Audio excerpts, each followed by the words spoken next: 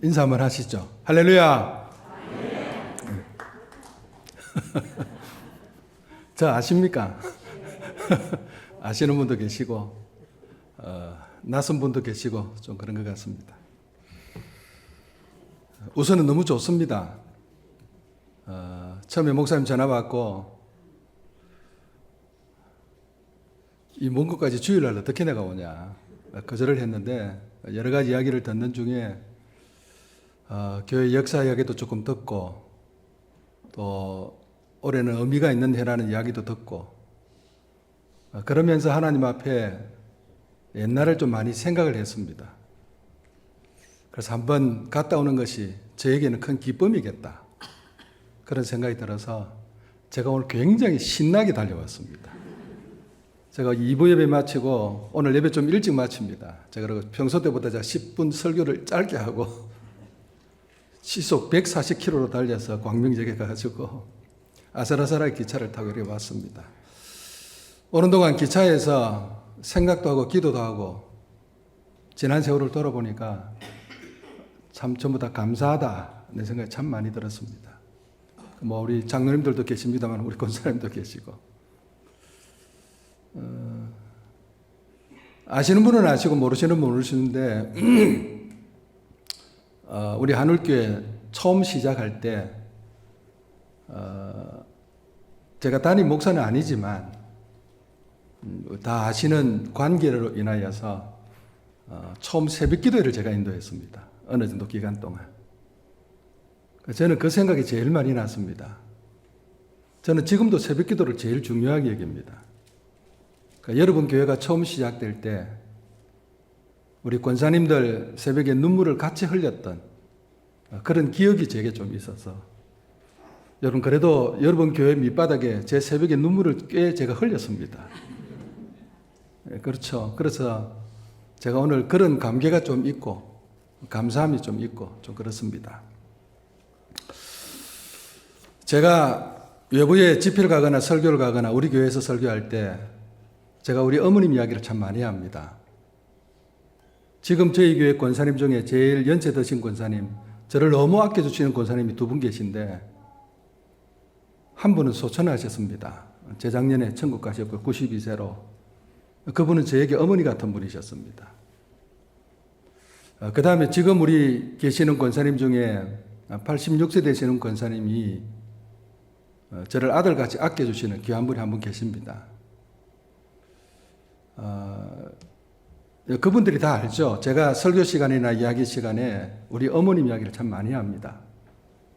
그러니까 저는 어릴 때 어머님의 기도의 눈물을 보고 자랐고 또 뭐 가정의 여러 가지 어려움들을 뭐 아시다시피 여러분 많이 겪고 지나오면서 어머님이 그 힘든 세월을 오직 기도 하나로 붙들고 가시는 것을 제가 옆에 참 많이 봤거든요. 그게 저에게는 신앙의 자산입니다. 자산이고 여기 우리 권사님들 기도하시는 그런 모습들 본 것들이 제가 신앙생활하는 여정에 가장 큰 밑바닥 속에 잠겨있는 은혜의 뿌리라고 볼 수 있죠. 그래서 교회와 가정에서 귀한 기도의 어머님들이 되어달라 이런 이야기를 제가 설교 시간에 종종 합니다. 제가 한 달 전에 12월 달 서울의 어느 교회 가서 설교를 하면서 연말이 되고 연초가 되어져서 제가 기도하는 이야기를 어머님 세대를 빌어서 설교를 좀 했습니다. 설교하는데 저도 막 눈물이 너무 많이 나오고요. 설교를 듣는 성도님들이 다 그날 이렇게 눈물로 이렇게 함께 예배를 마무리하고 이렇게 한 적이 있는데 저도 이제 권사님 장로님들께서 죄송합니다만 저도 이제 60 중반이 넘었잖아요. 그러다 보니까 옛날 우리 믿음에 귀하신 분들이 믿음으로 기도하고 사시던 그런 삶이 얼마나 빛나고 가볍게 보여지는지 모릅니다. 그래서 그런 이야기들을 곧장을 나누고 좀 그렇게 하죠. 제가 저희 그 교회에서 목회할 때도 마찬가지고 제가 여러분 처음 시작할 때 이 교회 새벽재단에 제가 제일 많이 기도했던 제목도 그렇고요. 제가 목사로서 평생 살아오면서 교회를 붙들고 눈물을 흘려 기도할 때 가졌던 제일 근본적인 제 마음의 소망은 은혜와 영광이 넘치는 교회를 하나님 앞에서 반듯하게 세우자. 그겁니다. 목사로서 제 꿈은 하나님 저로 인해서 함께 기도하고 말씀 붙들고 주의 일 감당하는 교회가 어느 교회든 뭐 클 수도 있고 작을 수도 있고 부할 수도 있고 가난할 수도 있고 강할 수도 있고 약할 수도 있지만 하나님 부족하지만 저를 세우셔서 저로 인하여 하나님 그 교회가 은혜와 영광이 넘치는 교회가 되게 하여 주시옵소서. 그게 목사로서 제 소망이었습니다. 제가 부족하지만 처음 시작할 때 우리 새벽재단에 제가 아브라함 말씀도 많이 한 것 같고요. 이런저런 설교를 많이 한 것 같은데 어떤 말씀을 가지고 설교를 했던 밑바닥 속에는 하나님 이 교회가 거룩하신 뜻을 붙들고 이렇게 교회가 새로 시작되는데 이 교회 평생에 하나님 은혜와 영광이 넘치는 교회가 되게 하여 주시옵소서. 오늘 제가 정말 이제 몇십 명을 다시 와서 이 강대상에 섰는데요. 다시 한번 여러분에게 선포합니다. 우리 하늘교회 은혜와 영광이 충만하시기를 주의 이름으로 축원합니다. 은혜와 영광이 넘친다는 것은 우리 굉장한 의미를 좀 가지고 있습니다.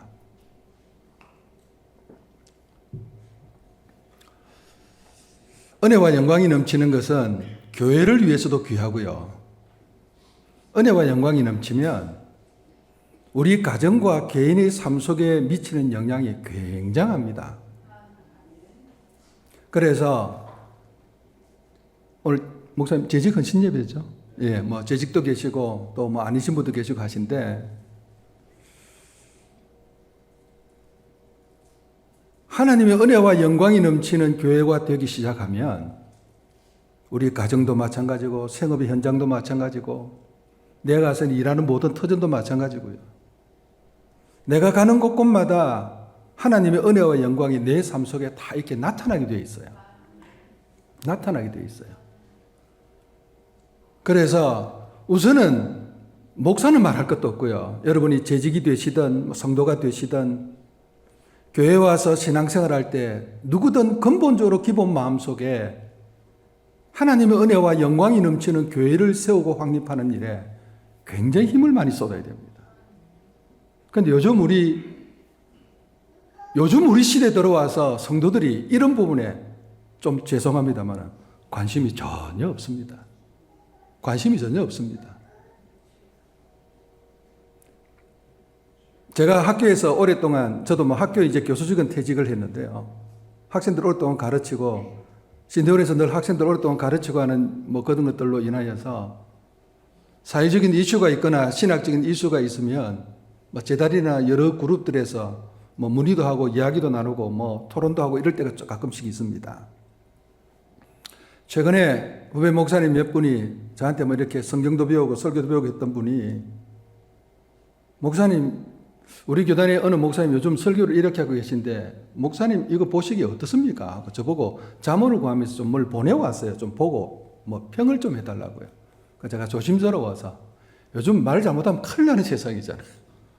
요즘은 목사도 뭐 강대상에서 온갖 얘기를 다 하는 시대가 돼가지고 그래서 너무 조심스러워서 모를 때는 마음대로 말을 할 수 있는데 부족하지만 성경을 늘 가르치면서 조금 마음에 새겨진 게 있어서 겁이 나요. 말 함부로 하는 게요.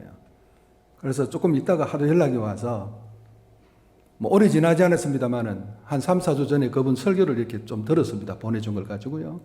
한 50분간 주일 설교를 하셨던데 제가 한 20분 정도 듣다가 더 안 들었습니다. 더 들으면 제가 뒤에 자꾸 말을 다 할 것 같아서요. 제가 오늘 뭐 그분 이야기를 하려고 하는 건 아니고요. 제가 안 들은 이유는 물론 뭐 시국이 이렇고 뭐 그분 뭐 그런 부분에 대해서 활동도 많이 하시고 또 일을 하시다 보니까 그런 말씀 저는 충분히 할 수 있다고 생각되는데 그래도 주일 설교 시간에 강대상에서 성경 본문을 읽고 설교를 하시는데 한 50분 하셨는데 제가 뒤에는 안 들었습니다만은 한 20분 듣는 동안 하나님이라는 단어가 한 번도 안 나와요. 20분 동안 목사님이 설교를 하시는데 주일날 그것도 뭐 일반 뭐 기도회도 아니고 주일 옛날에는 우리 대예배라 그랬잖아요. 우리 일주일에 가장 중요한 예배 시간이에요. 하나님이라는 단어가 한 번도 안 나와요. 그리고 설교를 하시는 여정의 설교 내용 속에 성경 구절 인용을 한 번도 안 하세요. 제가 아무리 옳은 얘기를 하고 좋은 이야기를 많이 하신다고 할지라도, 그리고 뭐 그에 대해서 견해가 다를 수도 있고 좋을 수도 있고 다 할 수 있지만, 내가 이분이 이렇게 설교하는 것에 대해서 어떻습니까 하고 저보고 물었기 때문에 더 이상 제가 듣고 이게서 평가하기 시작하면 내가 조금 도가 지나치겠다 싶어서 제가 그냥 닫아버렸습니다. 그리고 나서 제가 하나님 앞에 기도하면서 이런 생각을 했죠. 이게 지금 우리 현실이다. 그러니까 신앙생활 하면서 내 잘 먹는 거, 내 잘 입는 거, 교회 와서 내가 대접을 받고 내가 존중을 받고 교회 와서 내가 인정을 받고 내 기분이 좋고 내 만족이 있고 신앙생활 하는데 내가 내 뜻대로 되는 것 같아서 막 신이 나고 즐겁고 막 뭐 그렇게 하는, 그러다가 또 어느 날 뭔가 하나 걸려서 삐끄덕거리면 교회 가는 게 싫고 귀찮고 목사님이 믿고 장로님이 원망스럽고 권사님한테 욕이 막 나오고 막 이렇게 되는 거죠. 그러다가 또 뭐 어제가 또 기분 좋으면 또 막 하고, 또 우리가 하다가 뭘 이해가 잘 돼서 잘 원하는 대로 형통해지고 잘 풀리면 예수 믿는 게 너무 신나고 기쁘고 즐겁고, 또 아니면 또 아닌 대로 뭐 누가 원망스럽고 불편하고, 그렇게 내 꿈과 내 야망과 내 소망과 내 어떤 것들에 얽매여져서 신앙생활하는 것들이 전부 다 교회 속의 사람들마다 와서 다 자기 것들 가지고 채워져 있으니까요. 그 제가 어떨 때는 강대상에 서서 설교를 하려고 기도회를 하려고 딱 서면, 여러분 목사는 그래도 눈에 좀 보이는 게 있습니다. 여러분 모르셔서 그렇지만 아마 우리 제 목사님 점잖해서 그런 말씀 잘 안 하셔서 그렇지, 저분이 굉장히 점잖하잖아요. 별로 여러분 동의를 안 하시는 것 같은데.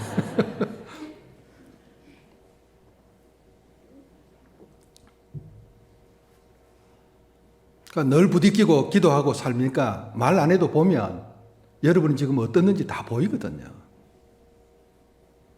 그 설교 시간에 강대상에 서서 이렇게 쳐다보면 심령이 생각하는 거, 눈에 가지고 있는 열망이나 이런 것들이 눈에 다 보이는데요. 하나님이 없어요. 하나님이 없어요. 그 하나님 없는 신앙생활을 우리 열심히 하는 겁니다. 하나님 없는 신앙생활을 요즘 교회가 부르짖고 있고요. 열심히 하는 겁니다. 그러다 보니까 언제나 신앙생활의 모든 것들은 사람이 중심이 되고 내가 중심이 되는 거죠. 이렇게 신앙생활하고 예수 믿는 게 요즘 트렌드처럼 돼버렸어요. 이렇게 하면 어떻게 되는가? 이렇게 가면 나중에는 아무것도 없습니다. 아무것도 없어요. 이스라엘 백성들이 광야 40년 여정을 지나갈 때 광야 땅에 뭐가 있습니까? 양식도 없죠. 물도 없죠. 우리가 잘 아는 대로요. 그리고 가끔씩 저는 하나님이 원망스러울 때가 있는데요. 저도 목사지만요. 우리 출애굽기를 읽어보시면 이스라엘 백성들을 출애굽할 때 하나님이 10가지 재앙을 통해서 기적적으로 하나님의 권능으로 출애굽을 하는데요. 그러면 광야가 어떤 길인지 하나님 다 아시니까 미리 준비도 시키고 미리 다 갖추어서 광야 가서 고생 좀 덜 하도록 하나님 다 만들어 가시면 얼마나 좋을까요? 여러분 캠핑을 가거나 여행 가면 가방에 바리바리 얼마나 많이 싸들고 갑니까? 저도 우리 예전에 성도님들 모시고 뭐 성지순례나 이런저런 많이 이렇게 다녀보면 가서 보면요, 저 뭐 이스라엘 땅이고 요단강이고 요르단이고 저 어디 구석이고 산골이 이렇게 가서 먹는데, 가는 데마다 어느 식당을 가든 우리가 밥상을 펼쳐놓으면 항상 한식이 나옵니다. 뭐 멸치볶음, 고추장볶음, 김치볶음까지요. 깻잎, 뭘 얼마나 바리바리 준비를 많이 해가지고 와서 이게요 2주간 동안 다 마치고 돌아올 때까지 그게 안 없어져요. 얼마나 많이 싸들고 오는지. 여러분 우리가 여행을 가면 다 그렇게 다니잖아요. 지금 이스라엘 백성들이 200만 명 이상 출애굽해서 광야길을 가는데 하나님께서 미리 준비를 시키고 하면은 얼마나 좋을까요? 근데 우리 성경에 보면 허리띠를 띠고 허리를 메고 급하게 준비해서 뭐 사흘 길 정도 양식도 제대로 안 갖춘 채 급하게 나오잖아요. 여러분, 물도 없고 양식도 없고 덥고 춥고 그 광야길을 지금 가야 되는데, 여러분, 그 하나님께서 이스라엘 백성들에게 그 광야길 여정 걷는 가운데 텐트를 치게 하시는데요. 우리 시내산 이후부터 여정에 보면 하나님이 하나님의 성막을 짓게 하잖아요. 그러니까 우리 성경을 읽어보시면 하나님의 성막이 출발과 정지의 다 시작인데요. 하나님의 성막을 딱 치고 나면 그걸 중심으로 해서 지파별로 하나님께서 쫙 사방에 팔방으로 진을 치게 하십니다. 그렇게 하시는 이유는 12지파 중에 어느 지파든, 동쪽에 있든 서쪽에 있든 북쪽에 있든 남쪽에 있든 어디에 있든 어느 지파든 눈 뜨고 일어나서 자기의 텐트의 문을 열고 나오면 제일 먼저 하나님의 성막이 눈에 들어오도록 만들었거든. 그런데 하나님의 성막에는 항상 구름이 임재해 있습니다. 그 성막 가까이 가면 하나님의 구름이 영광 가운데서 그들 가운데 나타나게 되죠. 여러분, 우리가 이제 성경을 통해서 좀 자세히 살펴보면 그 하나님의 성막이 광야에서 주는 가장 중요한 의미는 하나님의 임재거든요. 그러니까 광야길을 하나님이 함께 가신다는 겁니다. 이스라엘 백성만 가는 게 아니고요.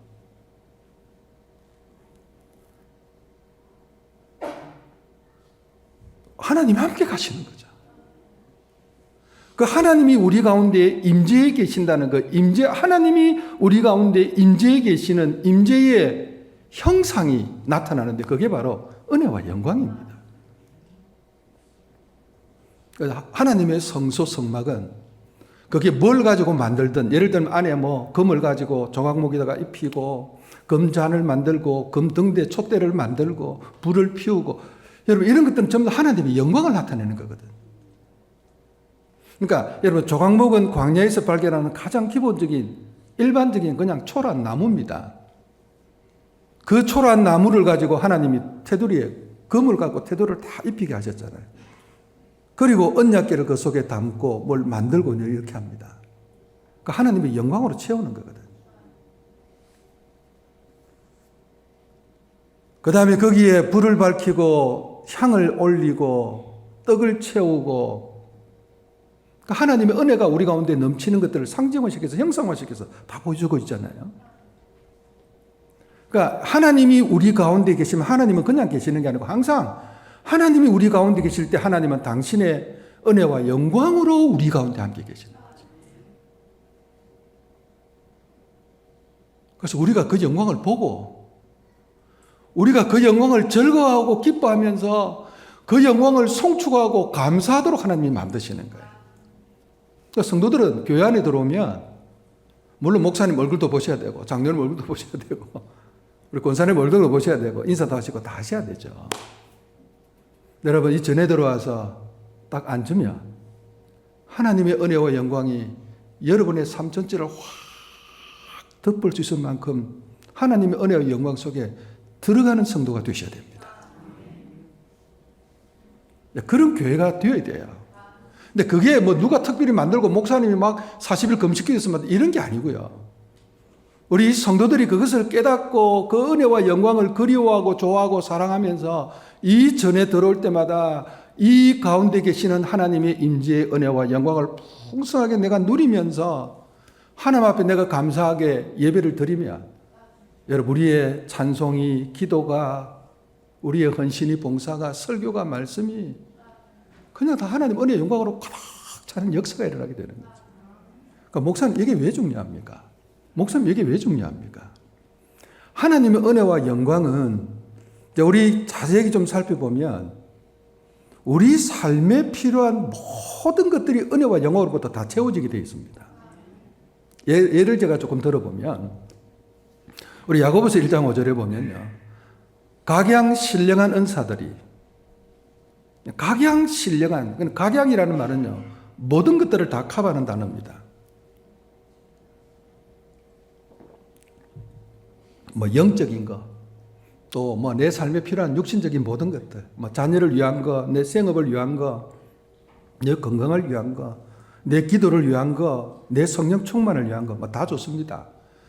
각양 신령한 은혜, 신령한 은혜라는 것은요, 세상이 줄 수 없고, 세상이 돈으로 살 수 없고, 썩어지지 아니하고, 변치 아니하고, 무능하지 아니하고, 능력이 있고, 권능이 있고, 모든 것을 다 감당할 수 있고, 모든 것을 행할 수 있고, 모든 것을 다 이룰 수 있는 각양 신령한 은혜의 권능의 능력들이 빛들의 아버지께로부터 위로부터 우리에게 내려온다고 그렇게 강조하고 있거든요. 그러니까 여러분, 예수 믿는 분이 참 잘 모르는데 정말 중요하게 날마다 기억하고 깨닫고 계셔야 될 게 뭐냐면요, 우리의 삶에 필요한 각양 신령한 모든 은혜들이 전부 하나님께로부터 우리에게 내려오는 법입니다. 전부 하나님께로부터 오는 거예요. 그런데 요즘 우리 성도들 이걸 별로 의식하지 않고 별로 이걸 귀하게 여기지도 않고요. 그냥 하나님 뭐 주시면 주시고 알아주시고 안 주시도 아무 소용없고 뭐. 그냥 이렇게 와서 우리끼리 좋아하고 우리끼리 즐거워하고 우리끼리 뭐 여기만 관심 가지고 있죠. 그러니까 우리 교회가 하는 모든 일들, 예배를 중심으로부터 시작해서 모든 일들에 사람이 아니라 하나님의 은혜와 영광이 우리 가운데 충만해지도록 하는 일에 초점을 맞추지 않는다는 말씀입니다.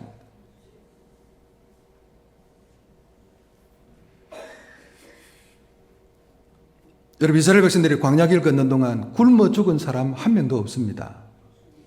우리 성경 읽어보면요, 별로 안 놀라시는데요. 별로 안 놀라시는데 이는 어마어마하게 중요한 겁니다, 여러분. 광야는 농사 지을 수 없는 땅이에요. 그리고 그 광야를 저도 몇 번 가봤는데요, 아무것도 없어요. 그냥 돌들입니다. 그러니까 가시덤불 같은 게 조그마한 게 좀 있고요. 아무것도 없어요. 아무것도 없어요. 그 200만 명이 어떻든 40년을 지났잖아요. 39년 몇 개월을요. 그런데 한 명도 굶어 죽은 사람 없습니다. 농사 안 지었어요. 어디 가서 양식을 사올 수가 없어요. 돈도 없거니와 돈 있다고 할지라도 어디 가서 사올 겁니까? 요즘이야 여행객들을 위해서, 순례자들을 위해서 중간중간에 가다가 뭘 사 먹을 수 있는 데가 있는데 그것도요, 코스 따라서 길 따라서 몇 시간 가야 한 곳이 되는 늘 있는 건 아니라고요. 마실 물도 없어요. 낮에는요 너무 덥고요, 밤에는 너무 또 추워요. 그리고 해충도 많고 벌레도 많고요, 독사도 많고요, 정갈도 있고요. 우리 신명기 8장에 보면 모세가 40년을 회고하면서 그랬습니다.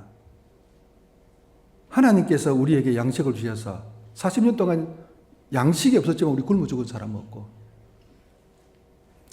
요즘같이 무슨 가죽신이 있습니까? 운동화가 이렇게 튼튼합니까? 옛날 신들 그 뻔한데요.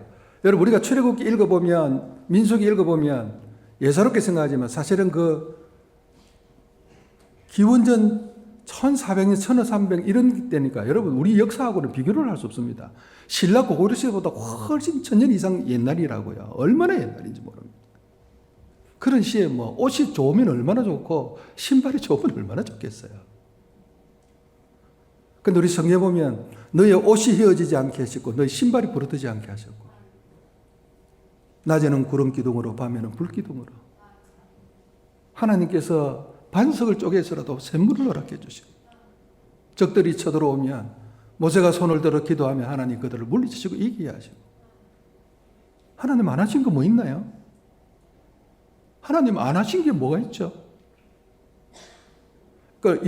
제가 돌이켜보죠. 이스라엘 백성들은 뭐 했죠?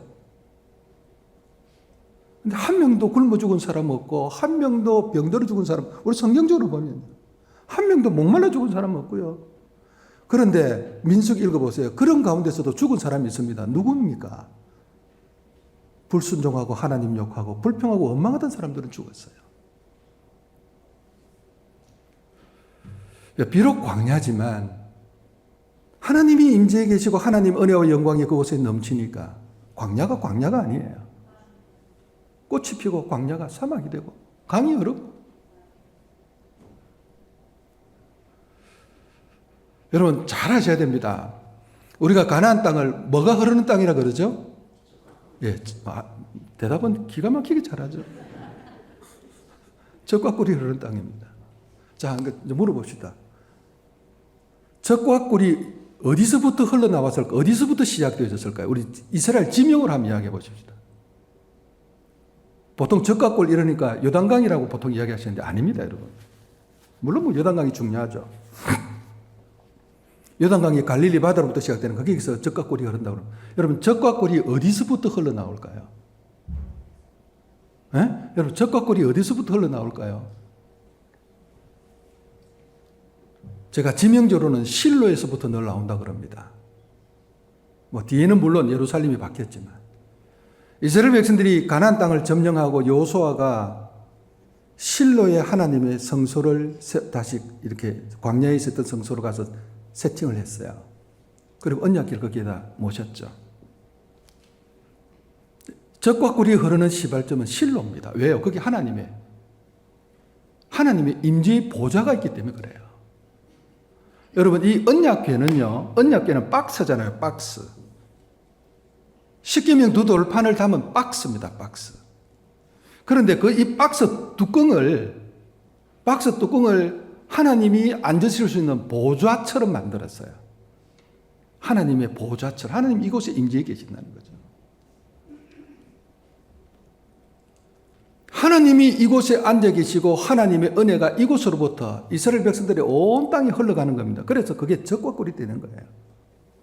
젖과 꿀이 다른 게 아니고요. 젖과 꿀은 이스라엘 땅에서 가장 기름지고 복되고 그들의 삶을 책임지는 최고의 축복의 은혜의 강이라고 생각하시면 되는데요. 그게 하나님의 보좌, 시온좌 하나님의 그 앉아 계시는 보좌로부터 흘러나오는 거죠. 여러분 우리 에스겔서를 보시면 에스겔서 1장은 이스라엘 백성들이 바벨론 땅에 포로로 잡혀가서 성전이 없는 땅에서 사는 삶으로 나오잖아요. 그래서 보면 하늘을 하나님의 보좌로 삼고 땅을 하나님의 보좌로 삼았다는 그런 표현이 나와요. 그곳에는 예루살렘 성전이 없고 언약궤도 없고 아무것도 없어요. 이방 땅이니까, 바벨론 땅이니까. 예루살렘 불탔고 성전도 다 불탔잖아요. 그럼 하나님 안 계세요? 아니요. 우리 이사야서 보면 하나님께서 보따리를 짊어 싸들고 나와서 이스라엘 백성들과 함께 바벨론 땅에 가셔서 그 바벨론 땅의 하나님의 보좌처럼 하나님 그곳에 계셨어요. 여러분 그리고 어떻든 간에 에스겔서 제일 마지막에 보면 하나님께서 환상을 주시는데 예루살렘 성전이 회복되는 환상을 주십니다.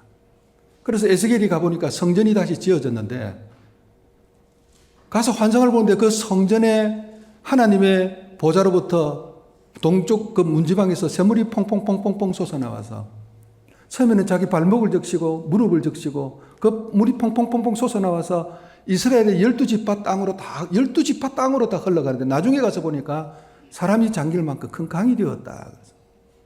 그 생명수 강이잖아요. 그러니까 거기서 이스라엘 백성들이 다 먹고 마시고 치료받고 회복되고 다 일어나는 겁니다. 여러분 천국은 어떤 곳입니까? 누가 저보고 물어요. 목사님 천국 가면 어떻게 살 수 있는데요?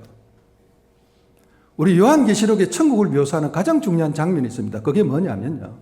우리 요한계시록 22장에 보면 하나님의 보좌로부터 생명수 강이 흘러나와서 생명수 강이 흘러나와서 그 생명수 강이 쫙 사번 흐르면서 생명수 강가에 생명나무가 세워지고 그 생명나무에 1년에 12가지 과실이 맺으면서 1년 내 잎이 푸르고 열매가 풍성하고 성경에 보면 그 잎사귀가 만국의 백성들을 치료하더라. 그렇게 나오죠. 그래서 죽음이나 슬픔이 없고 아픔이나 눈물이 없고 고통이 없는 곳이라고 강조하고 있습니다. 여러분 본질적으로 성도는 하나님 은혜와 영광을 먹고 사는 사람들이에요. 그게 이스라엘 백성들 지도나 그들의 형상 속에 나타나는 가장 중요한 메시지잖아요. 얼마나 귀한지 하나님의 은혜와 영광을 먹고 사는 백성들이에요. 우리는요. 그런데 그 하나님의 은혜와 영광이 저는 요즘 늘 그렇게 생각합니다. 이 강대성으로부터 나옵니다. 그래서 우리 주일 예배가 중요하고 말씀이 중요한 거예요.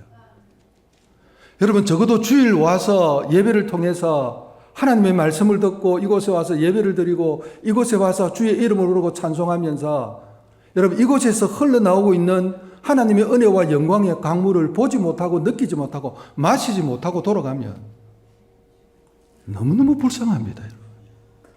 예수 그리 믿으시면 안 돼요. 그런데 교회 와서 그런 데 관심이 없어요. 사람밖에 안 보여, 사람밖에.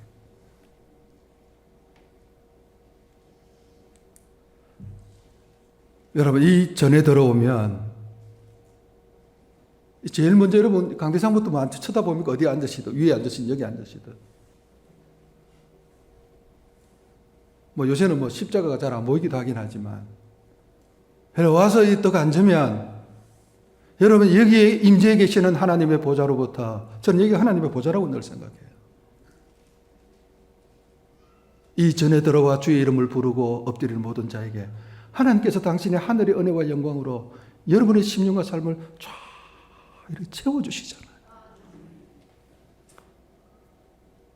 그게 여러분 여기서 받아야 여러분의 가정에 그 은혜와 강물이 여기서는 문지방까지밖에 안 올라오지만 여러분 집에 가면 그렇게 강물이 되어 흘러넘치게 되겠다고요. 그런데 교회 와서 그걸 못 받으니까 여러분 가정에 하나님의 은혜와 영광이 없는 거예요. 이렇게 예수 믿으면 너무너무 재미없고 시시하고 능력도 없고 기쁨도 없고 영광도 없고 열매도 없고 너무나도 초라한 예수쟁이가 되어버려요.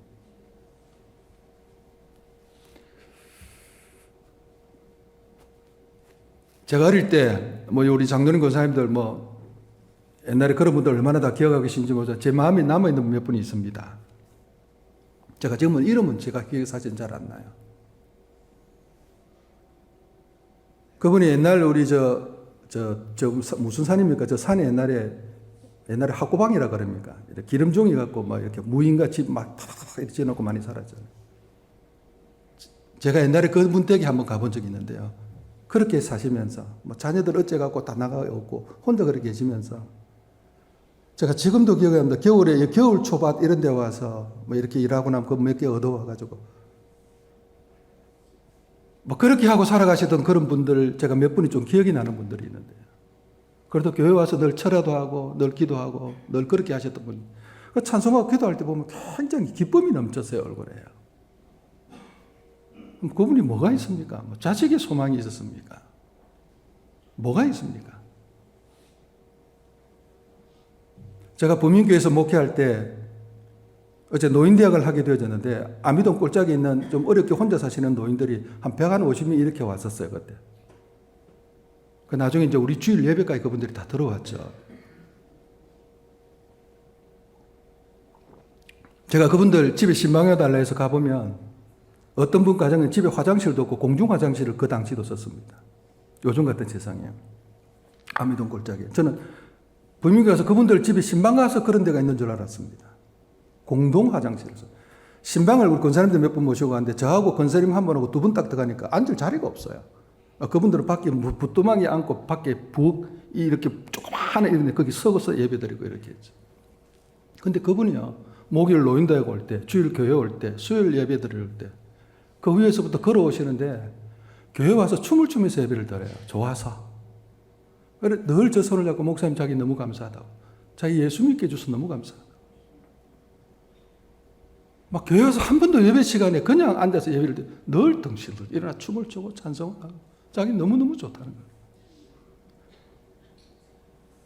그래가지고 한 2, 3년 예수를 열심히 잘 먹고 신앙생활을 잘 하셨는데 그게 이제 보상이 나오고 재산하고 문제 걸리는 게 좀 있었나 봐요. 저도 자세히는 잘 모릅니다만. 제가 이제 사고가 나서 가서 보니까 이제 가서 보고 확인했는데요. 그 딸이 10몇 년 만에 딸이 찾아왔는데 돈 때문에 찾아왔어요. 보상 문제가 나와서. 그러고 딸이 이제 그 10년 만에 올라오면서 혼자 어머니 버려두고 있다가 10년 만에 찾아오면서 어머니 좋아한다고 떡하고 통닭을 사왔대요. 어머니가 그걸 좋아하셨다고. 근데 그 떡을 먹고 잘 안 챙겨 먹던 게 어떻게든 그 떡을 먹다 목이 메여서 결국 돌아가셨어요. 근데 그 장례를 치면서 너무 속이 상한 거예요. 그래서 제가 목회하는 여정에 우리를 진짜 기쁘게 하고 즐겁게 하고 살맛나게 만들고 감사하게 만들고 춤추게 만드는 것이 무엇인가 하고 보니까 하나님 은혜와 영광입니다. 여러분, 가난하게 살라는 말씀 아닙니다. 시시하게 살라는 말씀 아닙니다. 저는 우리 교회에서 자라는 청년들이, 학생들이 누구보다 세상에서 귀하게 자라서 하나님의 영광의 역사들을 한번 멋지게 펼치면서 사는 멋진 인생들을 다 살기를 소망합니다. 축복도 하고요. 우리 한울교회에서 자라는 모든 2세가 다 그렇게 되기를 주의 이름으로 축복합니다. 여러분의 자손들이에요. 여러분도 뭐 사업이든 손을 대해 하는 모든 일들마다 우리 하나님 그러시잖아요. 너의 손으로 격려하는 모든 것을 내가 복되게 하신다고요. 이루게 하신다고요. 하나님 다 역사하시고 도우시고 함께 하실 겁니다. 그런데 중요한 것은 그 밑바닥에 우리 하나님 은혜와 영광이 흘러가고 있어야 돼요.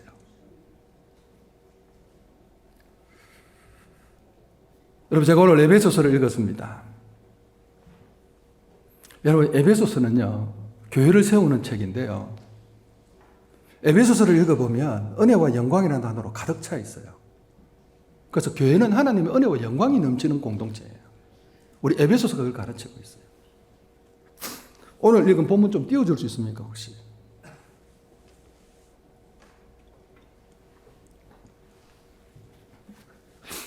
예, 계속 좀 띄워주십시오. 아버지 앞에 무릎을 꿇고 비노니 사도 바울이 기도하는 겁니다. 여러분, 에베소서 오늘 우리 앉았잖아요. 조금 앞에 그 16절에 좀 두십시오. 16절에. 여러분, 오늘 읽었던 우리 에베소서 이 말씀은 사도 바울이 에베소 교회 성도들을 붙들고 기도하는 내용입니다. 에베소 교회에 정말 이게 넘치게 달라고 기도하는 겁니다. 그 영광의 풍성함을 따라. 여러분, 우리 그 읽어보시면 영광이라는 단어하고 같이 나오는 게 늘 풍성과 충만입니다. 그 다음에 은혜와 함께 나오는 단어도 영광과 풍성과 충만입니다. 우리 보통 은혜 뭐라 합니까? 뒤에 뭐 갖다 붙입니까? 은혜 충만이라 그러잖아요. 은혜가 충만하고 영광이 충만하고 그 영광의 풍성함을 따라 그의 성령으로 말미암아 너희 속 사람을 능력으로 강건하게 하시오며. 여러분, 그냥 제가 오늘 본문을 다 설명 안 드린다고 할지라도요, 아주 기본적인 공식이라 그럴까요? 패턴이라는 게 있습니다. 우리의 속 사람이 능력으로 강건해져야, 우리 속 사람이 영혼이 강건해져야 되죠. 요즘 우리 영혼이 진짜 약해 빠져 있어요. 그래서 상처도 너무 잘 받고요. 왜 예수 믿는 사람 그렇게 잘 삐져요?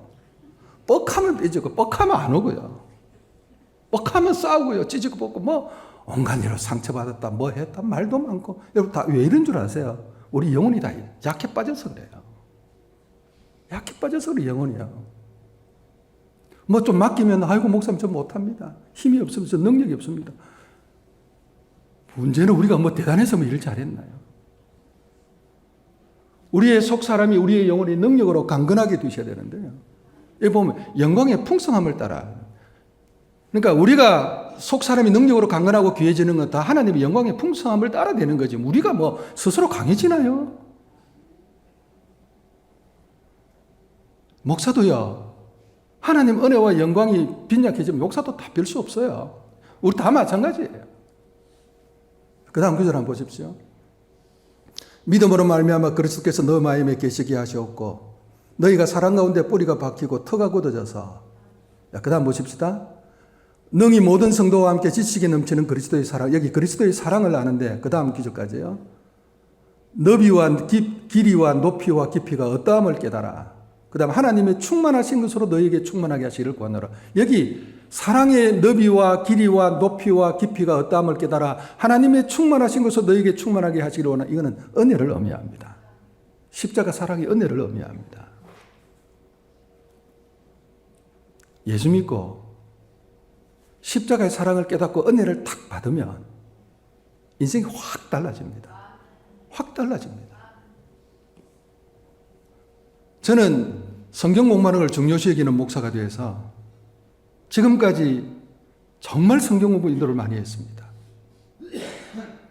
그래서 온갖 그룹의 성경 공부를 인도 다 해봤습니다. 의사들 그룹, 변호사들 그룹, 한글도 제대로 모르던 할머니들 그룹, 제가 보미교회 있을 때요. 어린 아이돌 그룹, 제가 정말 성경 공부는 온갖 그룹들, 목사들도 모아서 성경 공부도 해봤습니다.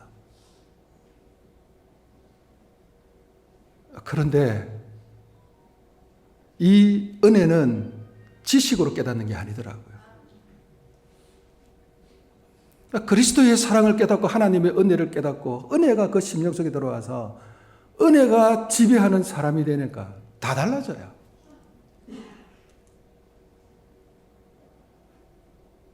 사랑하는 우리 성도 여러분, 특별히 재직 여러분, 주일마다 은혜 많이 받으시기를 바랍니다. 제가 예전에 장로님들 모이는 모임에 가서 그랬습니다. 제발 우리 장로님들, 은혜 받는 장로님들 되세요. 우리 장로님들 여기 계셔서 감사합니다. 제가 어릴 때, 우리도 요즘 그래요. 요즘은 그런 교회가 없어졌는데, 어려도 가끔 가보니까 그런 교회가 있던, 옛날에 우리 장로님들 앞에 앉았잖아요. 그렇죠? 제가 어느 교회 가서 장로들은 맨날 앞에 앉아서 폰만 잡고 앉아 계세요. 은혜는 하나도 안 받으시고. 은혜 받는데 관심이 없어. 맨날 뭐 이런 거만 하세요. 제가 그랬습니다. 우리 장로님들이 은혜 받아야 교회가 확 달라진다고.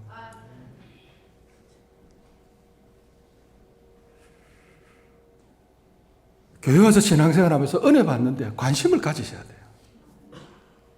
은혜를 소망하고, 은혜 못 받으면 내가 막 갈급해서 잠이 안 오고. 요즘 먹는데 다들 얼마나 관심이 많죠. 자다가도 일어나서 먹고, 시켜서 먹고, 만들어서 먹고. 또 요즘은 뭐 밀키트도 많이 나오고요. 또 요즘은 라면도 여러 수백 종이 나가고, 저는 무슨 라면이 그렇게 많은지도 잘 모르겠습니다. 맛있는 것도 얼마나 많습니까? 새벽 1시도 챙기고 새벽 2시도 챙기고 다 그렇게 하면서 은혜 받고 은혜를 깨닫고 감사하는 일에 전혀 관심이 없습니다. 우리 그렇게 예수 믿고 있어요. 예배를 드려도 은혜에 대한 감동이 없고요. 하나님 말씀도 귀하게 내가 개인적으로 보지 않습니다. 제가 늘 그럽니다. 말씀 붙들고 살라고. 기도하고 살라고. 하루에 30분 이상 기도하고 말씀 안 하면 절대로 은혜는 없다. 제가 공언을 합니다. 여러분, 제가 이거는요, 목사로서 수십 년 동안 제가 하나님 앞에 뼈저리게 깨달은 겁니다. 하루에 30분 이상 방해받지 않고 기도하고 말씀 안 읽는 사람은 죽었다 깨어나도 은혜 가운데 살려고 생각하지 마십시오. 꿈을 안 꾸셔야 돼요. 그 다음에 은혜가 내게 정말 중요하다고 오늘부터 깨달으시면 밥을 안 먹는 한이 있더라도 그렇게 사셔야 됩니다. 그렇게 사셔야 돼요.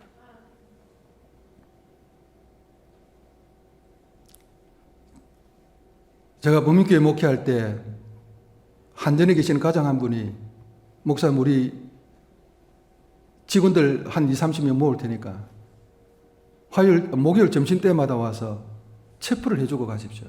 처음에 제가 조금 안 가려고 하다가 하도 깜짝해서 한번 가봤습니다. 일단 가보자 그러고. 갔더니 딱 12시 점심시간에 딱 모였어요. 1시까지. 그래 내가 그랬으면 당신들 점심은 어떡하냐. 목사 우리 점심보다 우리는 은혜가 더 중요합니다. 직장, 교회도 아니고 직장에 와가지고. 그 점심은 어떡하냐. 제가 지금도 기억납니다. 갔더니 저도 똑같은 거죠. 이거 우유 조그만한 게 있잖아요. 팩에 들은 우유.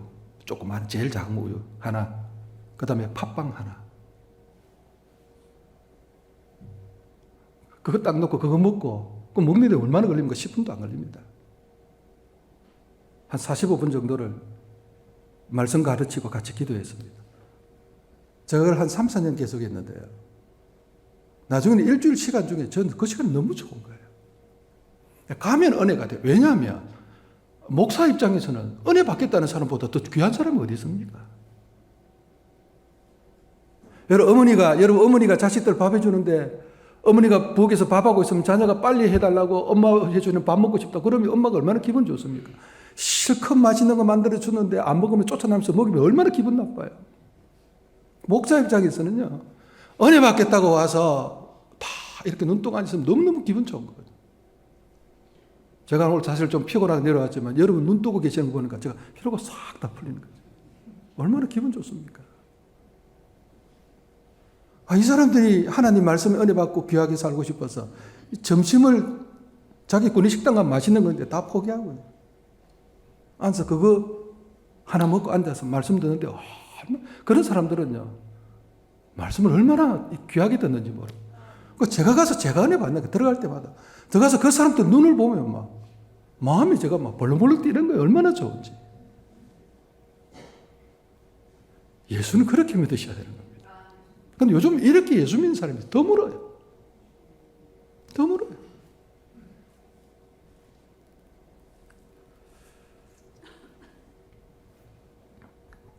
저는 하나님 앞에서 돌아보면 감사한 게 하나 있습니다. 제가 목요일 왔으니까 제가 이런 이야기 합니다. 저는 참 감사한 게 있어요. 제가 오늘 우리 제 제자 청년하고 같이 이렇게 차를 타고 돌아오면서 정말 오래간만에 옛날에 어머니 계실 때는 제가 저를 성도를 통해서 병원에서 어머님하고 이렇게 오면서 저 뒷길로 가다가 제가 위로 이렇게 올라오는 정말 몇십 년 만에 제가 올라온 것 같아요. 그러니까 좀 변한 것도 옛날 그대로 되는. 옛날 여기 신평 우리 버스 종점 아닙니까, 여기. 그러니까 제가 영도 학교 다닐 때 한 10시나 돼서 이렇게 밤에 보충 수업 마치고 이렇게 떡 내리면 고등학교 때요. 요 밑에 길 아닙니까? 시장길 따라 쭉 내려가면 저희 집 밑에 떡 내려가는데 쭉 내려가면 왼쪽에 언덕에 우리 교회 있었지 않습니까? 그 사실 어머니가 저한테 그런 얘기 한 번도 하신 적 없거든. 교회에서 누가 저기 가르친 적도 없어요. 근데 10시쯤 이렇게 내려가는데 하루는 내려가는데 조금 내려가다 보면 언덕에 우리 저 신평교회가 이래 있는데 교회 빨간 불이 있는데 제 마음에 들어가서 기도가 하고 싶은 거예요. 1학년 때인가 2학년 때인가.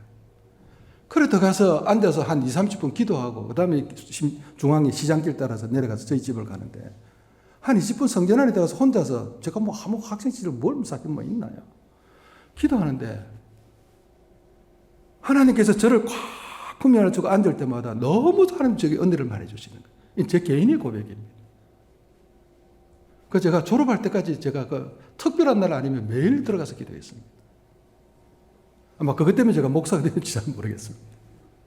그러면서 하나님의 음성도 많이 듣고 하나님의 사랑도 많이 느끼고 깨닫다 보니까 이제 목사가 되어진 것 같아요. 그래서 저도 지금 돌아보면 제가 뭐 있습니까? 제가 뭐 있습니까? 그나마 하나님께서 지금 돌아보면 너무너무 감사한 것은 제 마음에 어떤 경로를 통해서든 하나님의 은혜를 깨닫게 하시고 하나님의 은혜를 부어주셨어요. 그러니까 저는 누구보다 부유합니다. 부자입니다. 여러분 저는 누구보다 부유합니다. 부자입니다. 하나님의 은혜가 늘 심령 속에. 그 다음 아까 말씀 뒤에 조금 더 연결시켜 주실래요?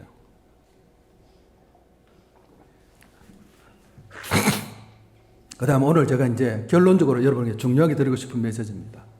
우리 가운데서 역사하시는 능력대로. 여러분 우리가 이 말씀을 그냥 예사롭게 넘어가서 그렇죠. 오늘 이거 귀하게 붙잡으시길 바랍니다.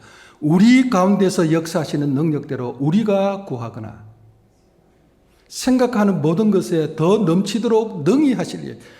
여러분 저도 글을 쓰고 책을 많이 써봤지만 우리가 글 쓸 때 문장을 이렇게 쓰면 안 됩니다. 심플하게 간단하게 명료하게 분명하게 딱 드러내면서 표현을 깔끔하게 해야 눈이 싹 들어오죠. 이렇게 쓰면요 초점이 흩어집니다. 뭐가 얼마나 많이 사족이 붙어 있습니까?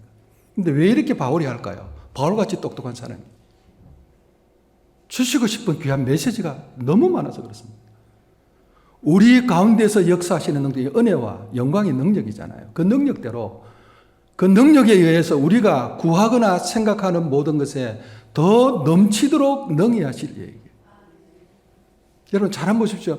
우리가 구하거나 생각하는 모든 것에 내가 기도하면서 또는 평소에 생각하는 모든 것들 얼마나 많습니까?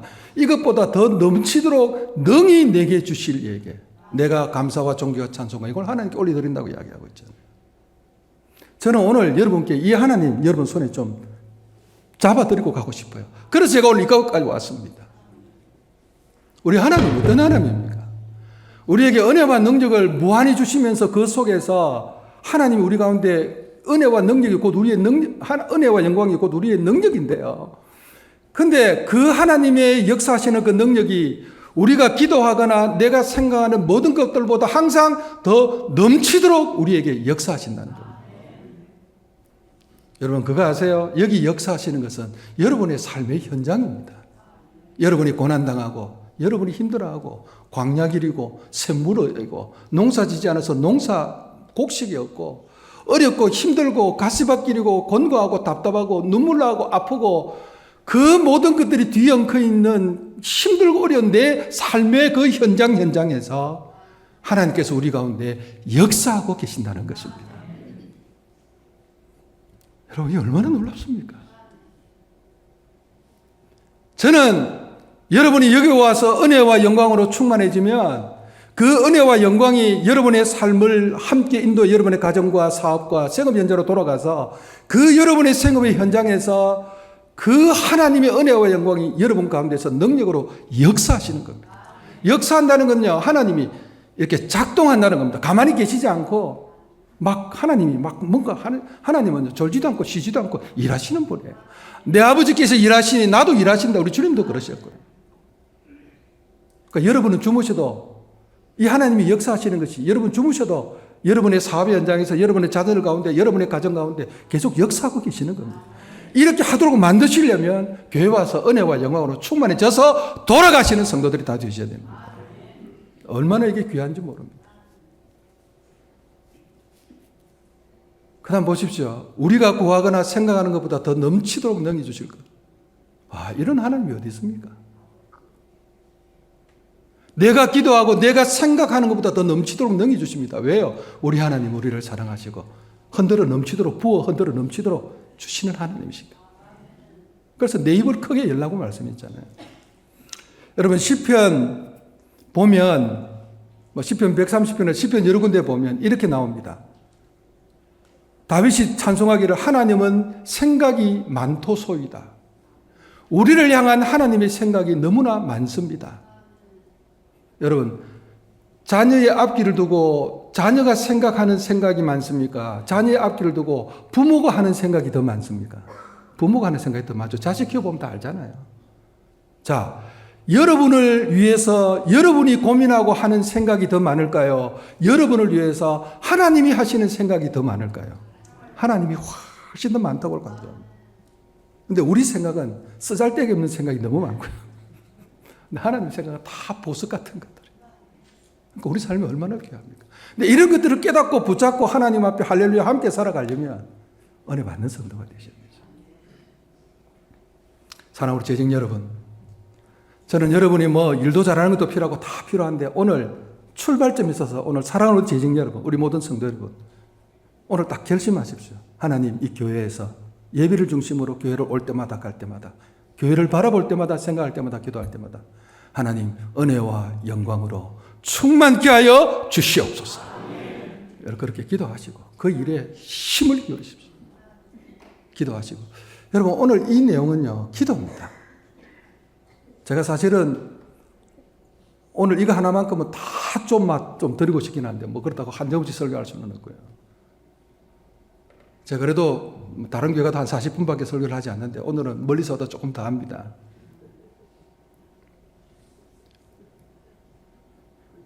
기도입니다. 사도 바울이 은혜와 영광을 그들에게 강조하고 가르치면서 그들을 위해서 기도하고 있는 것을 볼 수 있습니다. 그러니까 제가 목회하면서 좀 깨닫는 것은요. 하나님의 은혜와 영광이 넘치는 가정, 교회가 되어가는 이 모든 일의 가장 중요한 베이스는 기도입니다. 그래서 우리 재직 여러분, 기도하는 소리보다 교회에서 말 더 많이 하면 안 됩니다. 제 원칙입니다. 내 기도하는 말수보다 교회 와서 사람들에게 하는 말이 더 많으면 곤란합니다. 적어도 그 정도 원칙은 가지고 사셔야 됩니다. 남을 간섭하고 남을 비판하고 원망하고 우리 교회 와서 말을 얼마나 많이 하고 삽니까? 누구 조금 어째 잘못되어 있으면 꼬라지를 못 쳐다보잖아요. 말을 해야 되고요. 말도 그냥 합니까? 온갖 거 다 섞어갖고 말하고. 우리 사람이 다 그렇잖아요.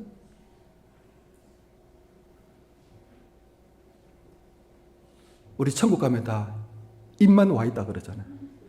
하도 말을 많이 해서.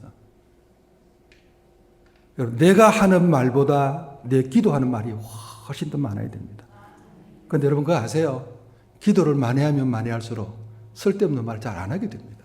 기도하다 보면 은혜 받고요. 이게 사도 바울의 기도예요. 사도 바울이 너희 에베소 교회가 이런 하나님 은혜와 영광으로 넘쳐서 너희가 기도하고 간구하고 생각하는 것보다 하나님이 더 능히 귀하게 채우실 줄 내가 믿고 확신한다. 그러면 다 되는 거죠. 그 외에 더 뭐 필요할까요? 그러니까 제가 오늘 결론적으로 여러분께 이런 말씀 드리고 싶어요. 사랑하는 우리 하나님께 성도 여러분, 저녁에 주무실 때 하루 동안 베풀어 주신 하나님 은혜를 깨닫고 은혜 속에서 감사하며 주무시기를 바랍니다. 그래서 여러분 잠자리에 누워서 그냥 핸드폰만 뜯고 짜지 마시고 누워서 하나님의 은혜에 대한 하루의 은혜에 대한 감사를 가슴에 품고 감사하면서 그렇게 하루 자고요. 그 다음에 아침에 눈을 떠서 하나님의 영광이 여러분 삶 가운데 충만한 것을 보시기를 바랍니다. 하나님의 은혜와 더불어 눈을 감고 하나님의 영광 속에서 눈을 뜨는 성도가 되시면 여러분의 삶은 광야길을 지나간다고 할지라도 목이 마르지 아니할 줄로 믿습니다. 양식이 끊어지지 아니할 줄로 믿습니다. 손을 들고 기도하면 역사하실 줄로 믿습니다. 하나님이 도우시고 여러분을 지켜 보여주실 줄로 믿습니다.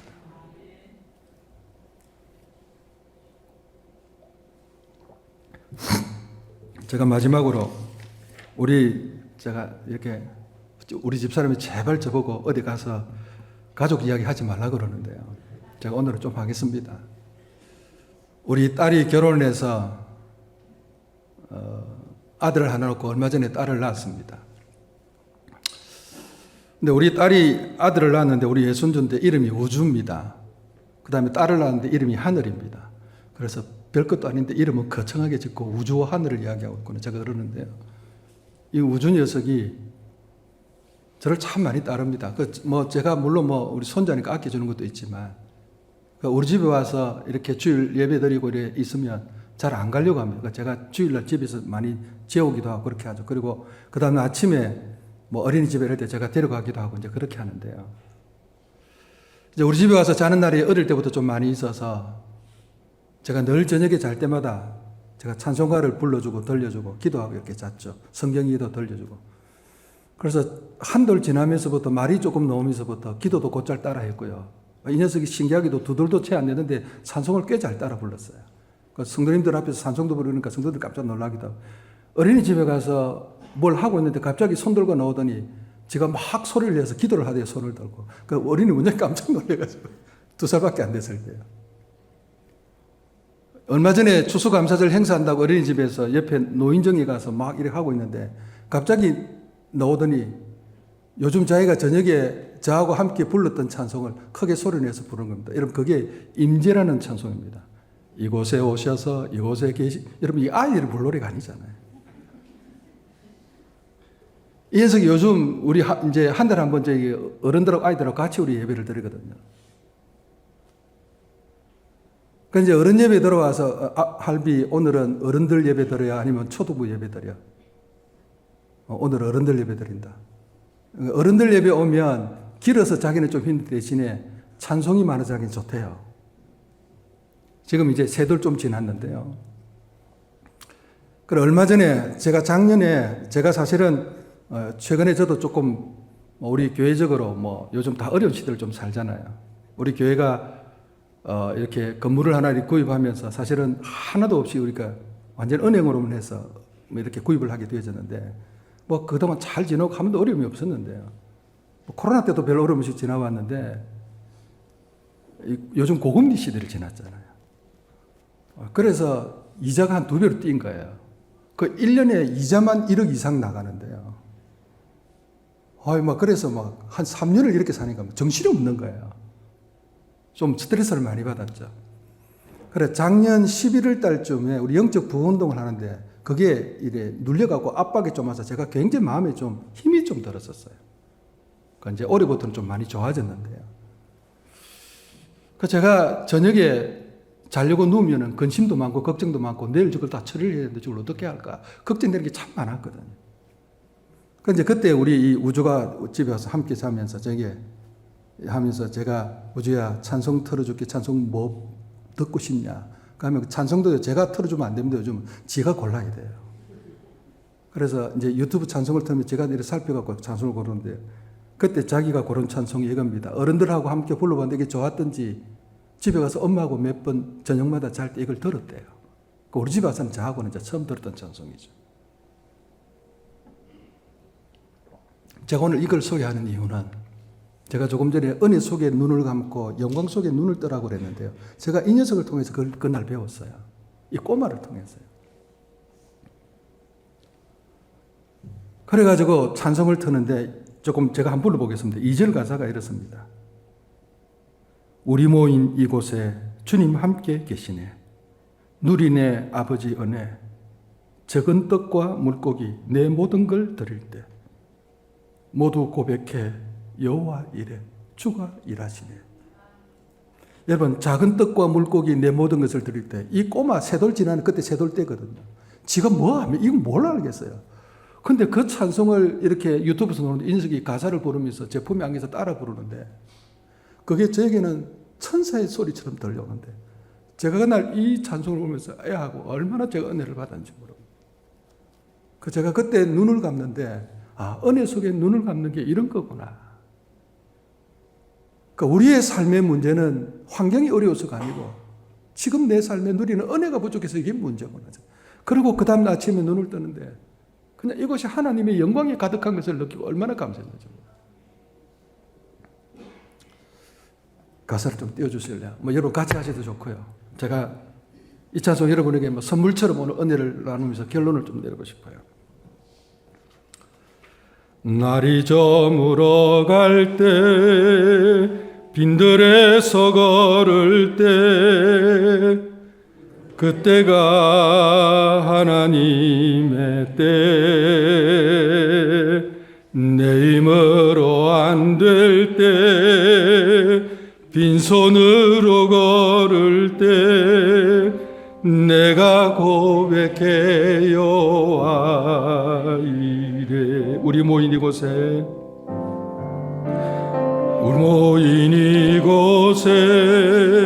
주님 함께 계시네. 누리네 아버지 은혜.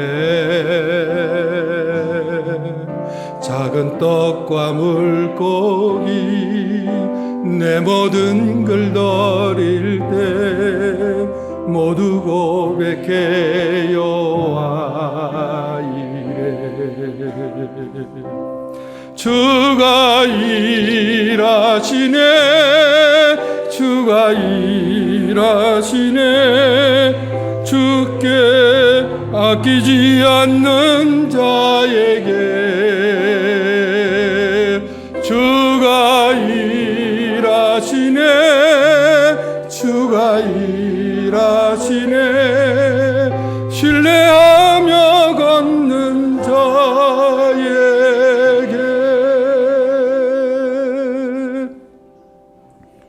남은 여러분의 삶 속에 우리 한울교회 가운데 주님 일하신 역사가 충만하기를 주의 이름으로 축원합니다. 하나님 감사합니다. 25년이 시작됐습니다. 오늘 재직들이 헌신한다고 엎드렸습니다. 하나님 붙잡아 주시옵소서. 지난 수십 년 세월 동안 눈물로 기도하며 시작된 이 한울교회를 붙잡으시고 역사하신 하나님, 하나님 올해 어느 때보다 힘들고 암울한 한 해를 우리가 시작하고 있습니다만 최고의 은혜와 영광으로 이 한 해 이 교회를 충만케 하여 주시옵소서. 우리 재직들이 이전에 들어와 하나님 은혜와 영광으로 날마다 채워지게 하여 주시고 그 은혜와 영광으로 세상에 나가 가정을 천국으로 만들게 하시고 저들이 일하는 처소를 하나님 나라의 영광이 넘치는 처소로 만들어가게 도와주시옵소서. 아버지 하나님, 우리가 하나님 은혜와 영광으로 충만해질 때 하나님 우리 가운데 역사하고 계신 줄로 믿습니다. 내가 기도하는 것보다 더 크게 응답하시고 내가 생각하는 것보다 더 크게 역사하시는 하나님의 은총의 역사가 우리 가운데 넘치게 될 줄로 믿습니다. 하나님 도우셔서 이 은혜와 영광으로 충만한 우리 온 교회와 재직들이 되게 하여 주시옵소서. 하나님, 우리 모든 재직들의 삶을 축복해 주시기를 원합니다. 생업과 산업을 복되게 하시고 영육간의 강건함으로 채우시고 손으로 경영하는 모든 일이 이루어지게 도와주시옵소서.